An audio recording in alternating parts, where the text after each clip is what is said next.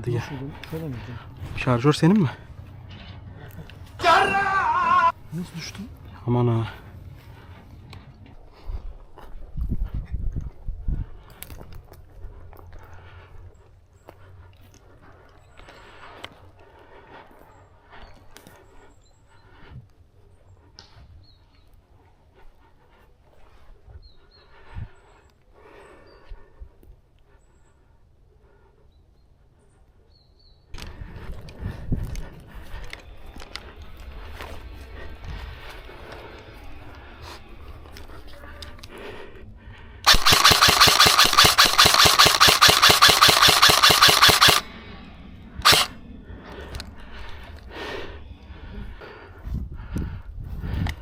Sağa dikkat et.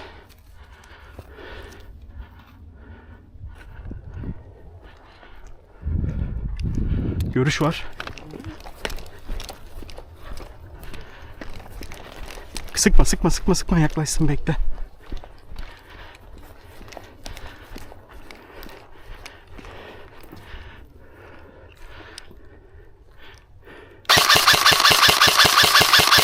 Düştü.